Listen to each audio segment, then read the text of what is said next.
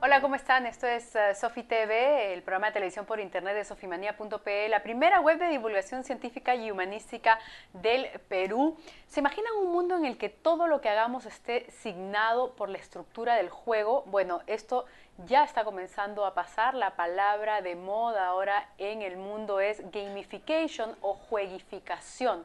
¿Qué es? ¿Qué implica? ¿Cómo nos afecta? ¿Y cómo nos va a afectar en el futuro? Pues un peruano, Eduardo Marisca, que estudia y trabaja precisamente este tema en el prestigioso MIT, nos lo explica a continuación. Él es filósofo de las tecnologías. Una advertencia por problemas logísticos. En esta oportunidad la entrevista la tuve que grabar yo, así que disculparán el pulso, pero lo importante, y se las recomiendo en esta entrevista, es todo lo interesante que tiene que explicarnos sobre este nuevo concepto para nosotros, gamification, Eduardo Marisca. Adelante. Hola, Eduardo. Empecemos por el comienzo. ¿Qué cosa es el gaming? ¿De qué se trata? Porque en realidad creo que es un concepto nuevo, por lo menos para la mayoría de nosotros. ¿Qué nos puedes explicar un poco? Gaming es un montón de cosas. Los videojuegos como medio, como tecnología, ya tienen una historia de casi 40, 50 años. Los primeros juegos que se hicieron hackeando osciloscopios para diseñar, digamos, pequeños sprites que saltaban sobre la ola de un osciloscopio, y a partir de ahí han evolucionado hasta lo que vemos ahora, ¿no? PlayStation 4, Xbox One, que son la siguiente generación de consolas que va a salir. Y hay una historia muy rica de por medio de tecnología, pero también en gaming tienes mucho que se ha evolucionado en términos de diseño de interfaces, diseño de sistemas y de mecánicas que hacen que los usuarios que utilizan juegos se involucran mucho más con la experiencia que con otro tipo de formatos, que con otro tipo de medios, porque te permite un grado mucho más alto de participación comparado con una película o con un libro, por ejemplo. En español, ¿cómo se traduciría el gaming? Gaming podría decir todo lo que son juegos. En inglés tienes la distinción entre game y play, y uno juega un juego que en español se diluye un poco.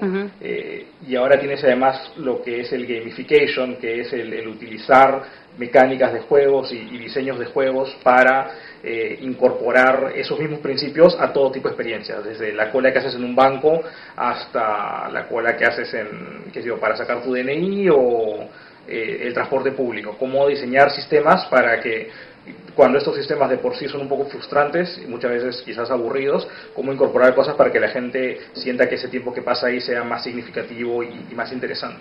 Eso es un tema de estudio, o sea, ¿desde cuándo se remonta el estudio, ¿no?, como concepto para ser aplicado a cosas que no son juegos de la vida diaria? Y más o menos darnos una idea en contexto en el mundo, cómo está difundido El tema de gamification se empezó a conversar probablemente hace como 3 o 4 años. Es un tema bastante nuevo.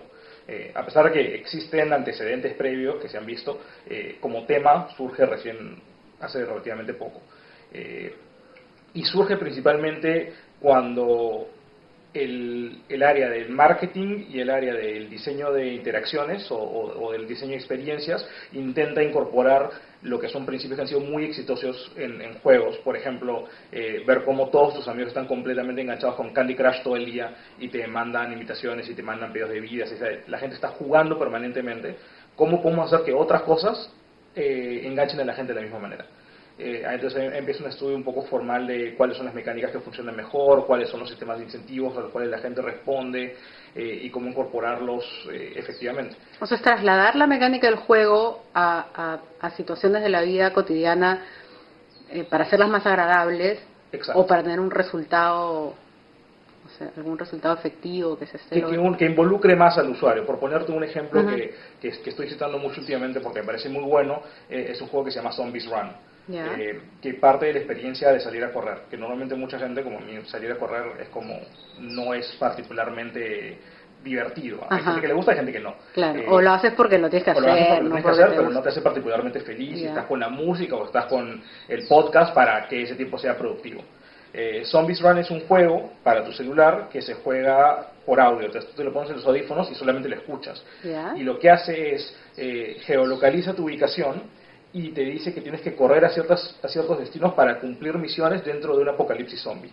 Entonces, acaba de llegar la invasión zombie, estamos siendo todos perseguidos, y entonces tienes que correr de acá a 3 cuadras para recoger un paquete de medicinas, para llevárselo a tal persona que esté herida 5 cuadras más allá, luego tienes que ir a recoger las provisiones de alimentos y dárselos a otro grupo, y entonces lo que estás haciendo al final es jugar el juego corriendo. El resultado es el mismo, pero tu grado de participación y interés es mucho más alto. Claro, tienes otro tipo de incentivo, ¿no? Exacto. Además te mete como en una historia.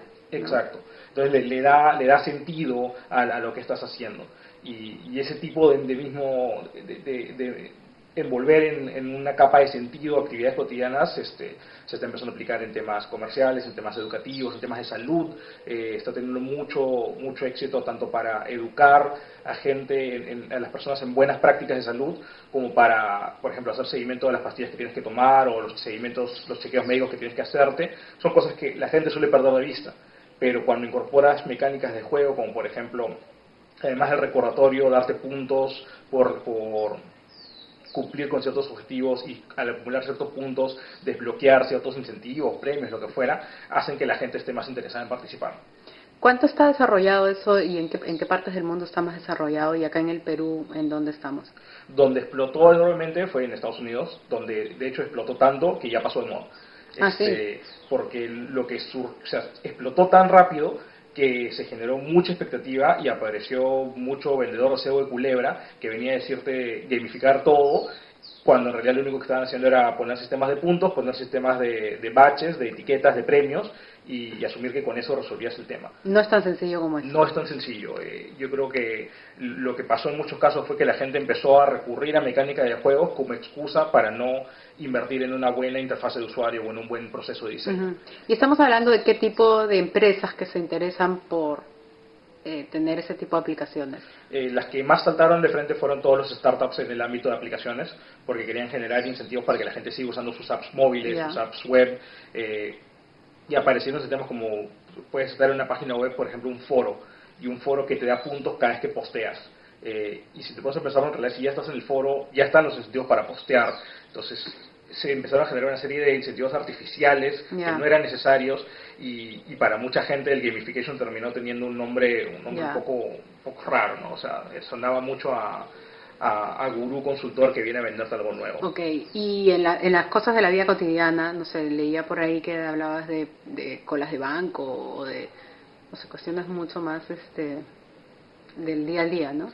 En esos temas, digamos, cuando uno se pone a pensar en la experiencia de diseño de usuario, ¿no? O sea, el diseño como proceso holístico, y piensas, por ejemplo, en el sistema de transporte público. Cómo diseñar un sistema de transporte público para que la gente lo quiera usar más y que sea efectivamente una experiencia agradable, lo más agradable posible para los usuarios, siendo un sistema que normalmente no es, digamos, no es un sistema que te premie con todo lo que quieras, ¿no? Entonces, en esos procesos de diseño uno puede empezar a pensar, bueno, ¿cómo puedo recompensar a los usuarios por usar más frecuente el sistema? O ¿cómo puedo recompensarlos para incentivarlos a usar el sistema en horas que no son pico para aliviar la carga del sistema en las horas, digamos, de tráfico más alto? Entonces ahí puedo empezar a pensar, bueno, si queremos incentivar esto, así podemos hacer una mecánica de puntos o una mecánica además de descuentos para que la gente no necesariamente quiera competir, pero pueda hacer seguimiento, bueno, cuánto he ahorrado este mes por no viajar en hora punta, y darte un desagregado vía web, en una aplicación móvil, lo que fuera, generarte ciertas metas y darte el seguimiento continuo de cómo estás llegando a esas metas. Entonces, ese tipo de principios de diseño